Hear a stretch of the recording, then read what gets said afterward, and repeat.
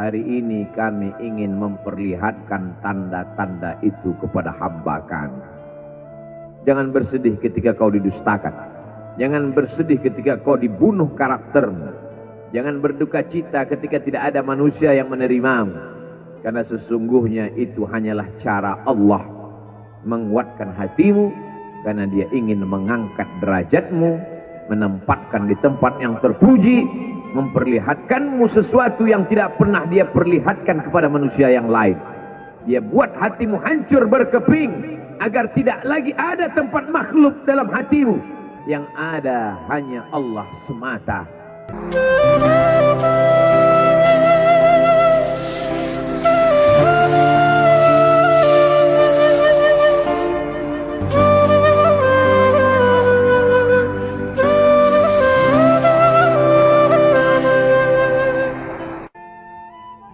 Semua orang senang melihatnya karena dia bersih, karena dia rupawan, karena dia sopan dan santun, karena ayahnya meninggal dan ibunya juga sudah lama meninggalkannya. Orang kasihan melihatnya, maka karena kesenangan hati mereka, mereka sendiri yang memberikan gelar untuknya yang belum pernah mereka berikan kepada orang sebelum dia. Gelar itu bernama Al-Amin, orang yang layak menerima amanah. Amin diambil dari 3 huruf, alif, mim, nun. Dari kata alif, mim, nun muncullah kata amanah. Orang yang mampu menerima amanah disebut Al-Amin. Kita mengatakannya jujur. Lawan daripada amanah adalah khianah, al-khain, pengkhianat. Dia tidak berkhianat. Dia adalah seorang yang mampu mengemban amanah dan terpercaya, maka semua orang percaya kepada dia. Dari alif, mim, nun juga akar yang sama dengan iman, akar kata yang sama dengan iman, maka iman berarti percaya. Dia adalah orang yang dipercaya karena memang dia mampu mengemban amanah. Kapan kebencian itu datang? Kebencian itu datang ketika dia naik ke atas bukit Sofa dan dia berkata kepada semua penduduk Makkah, seandainya aku katakan di balik bukit Jabal Abi Qubais yang besar, gagah, perkasa, tinggi, menjulang ini ada pasukan musuh yang akan menyerang kita, apakah kalian percaya? Semua mereka berkata, shadaqnaka, kami percaya karena memang kami menggelar engkau orang yang dapat dipercaya. Seandainya aku katakan bahwa ada pasukan musuh yang akan meluluh lantah, akan menghantam, membunuh kita, apakah kalian percaya? Mereka menjawab, shadaqnaka, kami percaya. Seandainya aku katakan bahwa aku menerima wahyu dari Allah dan aku diperintahkan Allah untuk mengabarkan kepada kalian, yang baik-baik akan masuk surga, yang jahat-jahat akan masuk neraka, percayakah kalian? Disitulah perlawanan datang, bukan dari orang lain, bukan dari musuh, bukan dari lawan. Perlawanan itu datang dari saudara kandung, dari ayah kandung yang masih ada hubungan darah. Tabban laka ya Muhammad, alihada jama'tana, celakalah engkau Muhammad, apakah hanya untuk ini saja kau kumpulkan kami hari ini? Allah membelanya, langsung Allah membelanya. Dia tidak membela dirinya, tapi Allah mengatakan tabbat yada abi lahabi wa tabba ma aghna anhu maluhu, hartanya tak ada berguna, wa ma kasab, hasil usahanya tak mendatangkan manfaat. wa imra'atuhu hammalatal hatab, istrinya menjadi pembawa kayu bakar, simbol dari adu domba, kata-kata yang membuat menyakitkan hati yang dibawa oleh Ummu Jamil istri Abu Lahab untuk menyiksa, menjelekkan, membuli, menebarkan berita untuk membunuh karakter Sayyidina wa Maulana Muhammad sallallahu alaihi wasallam. Ini bukti kalau hari ini ada anak muda yang rupawan, yang dermawan, yang disenangi lingkungannya, tidak ada orang yang tersinggung, biasa, karena Nabi Muhammad SAW juga pernah mengalami hal itu. Tapi begitu kau katakan, aku tadi malam bermimpi bahwa aku mesti hijrah, meninggalkan komunitas peminum khamar, meninggalkan geng kita yang selama ini bicara tentang yang haram, maka disitulah mereka akan berkata, apakah hanya untuk ini saja kita berteman selama ini? Mana persahabatan kita? Apa yang dialami pemuda-pemuda hijrah hari ini dialami oleh Rasulullah sallallahu alaihi wasallam 14 abad yang silam. Ketika kau berhasil bisnis, orang senang. Ketika kau berhasil membina rumah tangga, tidak ada orang yang tersakiti. Ketika anakmu lucu-lucu dan kau berada di tengah mereka, tidak terusik kepentingan mereka, tidak terganggu ekonomi mereka, engkau adalah sahabat, engkau adalah teman setia.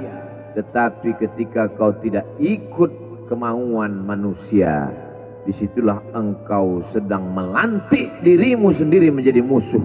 Maka Allah kuatkan hatimu. Wa in tuti aktsara man fil ardi, kalau kau ikut kebanyakan orang di atas muka bumi, yudilluka an sabilillah, mereka hanya akan menyesatkan engkau dari jalan Allah subhanahu wa ta'ala. Tapi api itu tidak pernah padam. Kalau dia padam, maka berakhirlah dakwah Islam.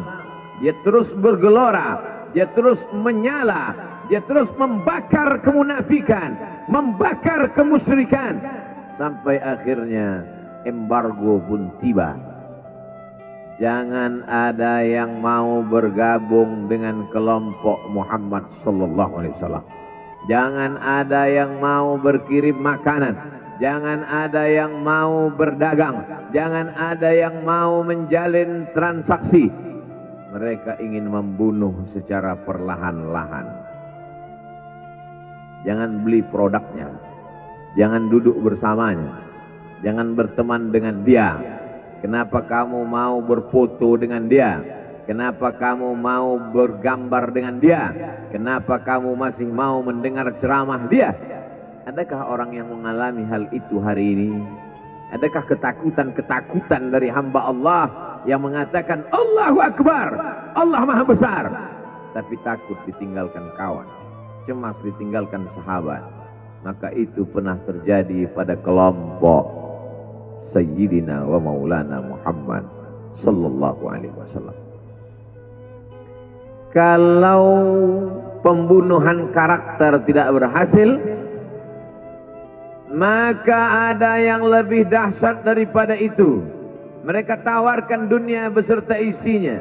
Wallahi, demi Allah wahai paman, demi Allah wahai Abu Talib, law wada'u syamsa fi yamini wal qamara fi yasari, andai mereka letakkan matahari di tangan kananku, bulan di tangan kiriku, ala atruka hadzal amr, supaya aku tinggalkan dakwah ini, aku tidak akan meninggalkannya. Bujuk rayu mulai tiba.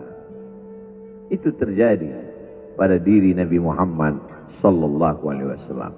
Kalau kau tidak mempan dimusuhi, kalau kau tidak mempan dirangkul, kau akan dipukul.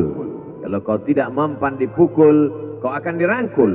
Berbagai macam cara, dari mulai yang paling keras sampai yang paling lembut, dari mulai yang paling lembut sampai yang paling keras, sampai akhirnya tempat bergantung itu hilang, lenyap, musnah. Ada dua tempat bergantung, saudara kandung ayah Abu Talib. Mereka tidak mengusiknya karena dia keponakan Abu Talib. Abu Talib anak Abdul Muttalib, Abdul Muttalib anak Hashim, Hashim anak Abdi Manaf, Abdi Manaf anak Qusay, Qusaylah pendiri Darun Nadwah. Mereka keturunan darah mulia dari Adnan. Adnan menerima tetesan darah dari Ismail. Ismail anak kandung Ibrahim alaihissalam. Jangan ganggu dia karena dia keponakan Abu Talib. Masih ada backing, tapi Allah ingin agar hati itu tidak bergantung kepada manusia.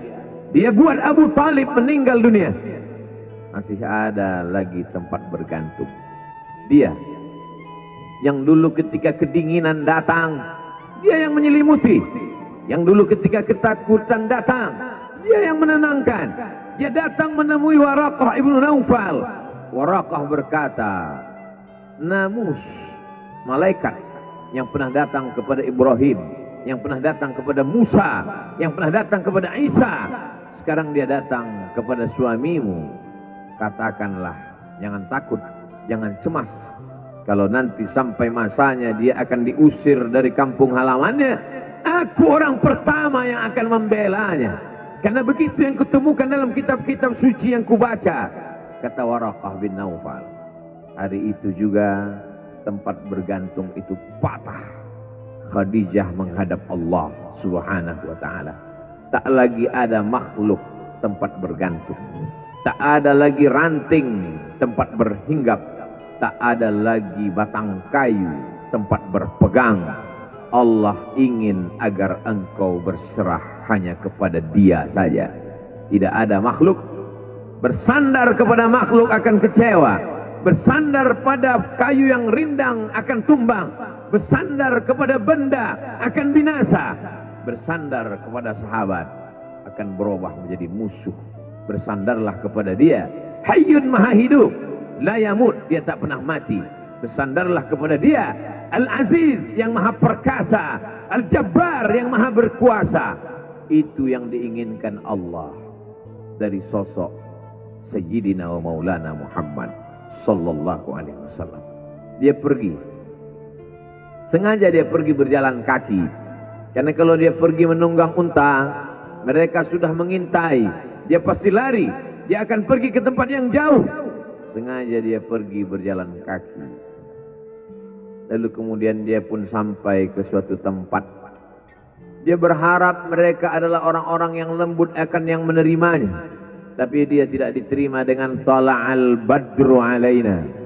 Dia tidak diterima sebagai ahlan wasahlan. Ahlan, keluarga. Kau datang kami sambut sebagai keluarga. Sahlan, mudah. Kau datang, urusanmu mudah. Ahlan wasahlan.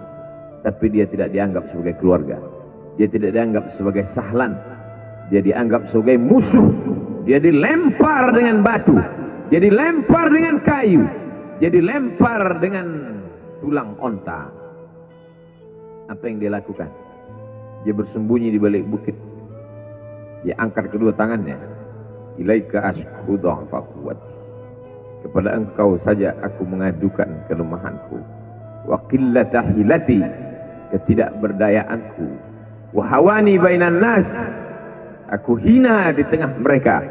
Kalau dulu aku ada tempat bergantung, ada tempat bersandar, ada tempat mengadu, hari ini hanya engkau saja ya Allah. Datanglah malakul jibal, malaikat penjaga segala bukit di atas dunia. Kau tunjuk mana bukit yang paling besar ya Muhammad. Akan kutimpakan kepada mereka. Hati yang luka biasanya akan marah, akan kecewa. Tapi itu tidak terjadi pada Nabi Muhammad sallallahu alaihi wasallam. Apa yang dia katakan? Asallah an yukhrij min aslabihim man ya'budullaha wa la yusyrika bihi syai'a. Ya Allah, keluarkan dari tulang sulbi mereka, keluarkan anak cucu mereka yang akan menyembah engkau. Tidak ada satupun yang akan mempersekutukan engkau di atas muka bumi ini. Doanya dikabulkan, hatinya susah, pikirannya kacau, tapi lidahnya tidak berkata-kata kasar. Dia doakan agar anak cucu mereka menyembah Allah. 100% penduduk Taif hari ini bersyahadat asyhadu an la ilaha illallah wa asyhadu anna Muhammadan Rasulullah. Doa orang yang teraniaya, doa orang yang terzolimi. Dia berhenti di sebuah kebun. Ada seorang yang bukan terpandang membawakan beberapa ranting anggur sebagai pelipur lara, penghilang haus, pelepas dahaganya. Ketika anggur itu akan masuk ke mulutnya, dia berkata Bismillahirrahmanirrahim, atas nama Allah. Maka hamba sahaya miskin, susah, melarat, perantau yang tak punya apa-apa itu heran. Apa yang kau ucapkan? Bismillah. Kau sebut nama Allah ya. Tidak ada satupun orang di kampung ini kalau makan menyebut nama Allah. Siapa engkau? Aku Nabi yang diutus Allah Subhanahu wa ta'ala. Berarti engkau sama dengan orang yang dulu pernah berada di kampungku. Engkau dari mana? Aku dari Ninawi. Ninawi, ya. Di sana ada saudaraku, kata Nabi Muhammad SAW. Di sana ada saudaraku, namanya Yunus bin Matta. Yunus bin Matta adalah saudaraku. Sama-sama hamba yang diutus Allah Subhanahu wa ta'ala. Dia juga diingkari oleh kaumnya. Dia masuk ke dalam lautan, ditelan seekor ikan dalam 3 kegelapan. Gelapnya tengah malam, gelapnya lautan, gelapnya perut ikan. Dia berserah kepada Allah. La ilaha illa anta subhanaka inni kuntu minal zalimin. Begitu cara Allah mengingatkan Nabi Muhammad SAW. Apa yang kau rasakan hari ini belum ada apa-apanya dengan apa yang pernah dirasakan oleh Yunus bin Matta. Mendengar itu langsung saja Addas bersimpuh sujud mencium lutut Nabi Muhammad sallallahu alaihi wasallam. Dia tidak mulia, dia hamba sahaya, dia miskin, dia perantau, tapi dia sempat mencium tangan Nabi Muhammad sallallahu alaihi wasallam. Dia sempat menghilangkan dahaga dari leher Nabi Muhammad sallallahu alaihi wasallam. Pertemuan yang berkesan. Biarlah pertemuan itu sekali, tapi sampai ke lubuk hati. Untuk apa pertemuan yang berulang kali, tapi hanya sampai di tepi bibir, hanya basa-basi. Nabi sallallahu alaihi wasallam kembali, dia pulang. Di tengah perjalanan dia mendengar, qul, katakan, uhiya ilayya annahu istama'a nafarun minal jin. Ada sekelompok jin. Jin itu berkata, inna sami'na Qur'anan ajaba. Kami mendengarkan bacaan Al-Quran ajaba, menakjubkan, ajib. Biarlah manusia menolakmu. Biarlah manusia yang aku dan sombong itu tidak menerimamu. Tapi ada satu makhluk yang mau menerimamu. Inna, kami dari kalangan jin, sami'na, mendengar Qur'anan ajaba, bacaan Al-Quran yang mengagumkan, yahdi ila rusdi, yang membuat kami lurus berpikir benar. Betapa jin yang dikatakan makhluk jahat, tapi ketika dia mendengarkan bacaan Al-Quran tersentuh hatinya dan dia bersyahadat, anna minnal muslimun, kami ada yang muslim, wa minnal qasitun, kami ada yang kafir. Yang muslim taharrau rasada, selalu mencari jalan kebenaran. Yang kafir kanu li jahannama hataba, mereka hanya akan menjadi santapan neraka jahanam. Dia kembali ke kota suci Makkah Al-Mukarramah seperti biasa, sampai akhirnya datanglah malaikat Jibril membelah dadanya, mensucikan hatinya sampai layak. Lalu kemudian dia pun dibawa. Subhanalladzi asra bi'abdihi lailan, maha suci Allah yang memperjalankan hambanya pada suatu malam minal masjidil haram ilal masjidil aqsa, dari masjidil haram ke masjidil aqsa alladzi barakna haulah, kami berkahi sekelilingnya. Untuk apa? Linuriyahu min ayatina, kami ingin memperlihatkan kepadanya tanda-tanda kebesaran kami. Selama ini dia hanya didengar, azab kubur didengar, neraka jahanam didengar, malaikat didengar. Hari ini kami ingin memperlihatkan tanda-tanda itu kepada hamba kami. Jangan bersedih ketika kau didustakan. Jangan bersedih ketika kau dibunuh karaktermu. Jangan berduka cita ketika tidak ada manusia yang menerimamu. Karena sesungguhnya itu hanyalah cara Allah menguatkan hatimu. Karena dia ingin mengangkat derajatmu, menempatkan di tempat yang terpuji, memperlihatkanmu sesuatu yang tidak pernah dia perlihatkan kepada manusia yang lain. Dia buat hatimu hancur berkeping agar tidak lagi ada tempat makhluk dalam hatimu, yang ada hanya Allah semata. Ma fi qalbi ghairullah. Pada saat itu mentalmu sudah kuat, layaklah engkau berada di tempat yang terpuji. Kalau ada orang menyakitimu, jangan berduka. Kalau ada tetangga, sahabat, kawan baik meninggalkanmu, jangan berduka lara. Karena sesungguhnya di balik itu semua, fa inna ma'al usri yusra, inna ma'al usri yusra. Idza daqat 'alaika dunya faqul ya Allah. Kalau terasa sempit dunia, mengadulah kepada Allah. Idza sa'alta fas'alillah, kalau minta-mintalah kepada Allah. Wa idza sta'anta fasta'in billah, kalau minta tolong, minta tolonglah kepada Allah. Iyyaka na'budu wa iyyaka nasta'in. Kepada Engkau kami menyembah, kepada Engkau kami beribadah, kepada Engkau kami bersimpuh sujud, kepada Engkau juga kami meminta pertolongan. Barakallahu li wa lakum fil Qur'anil azim wa nafa'ani wa iyyakum bima fihi minal ayati wadh-dhikril hakim wa taqabbala minni wa minkum tilawatahu innahu huwal ghafurur rahim.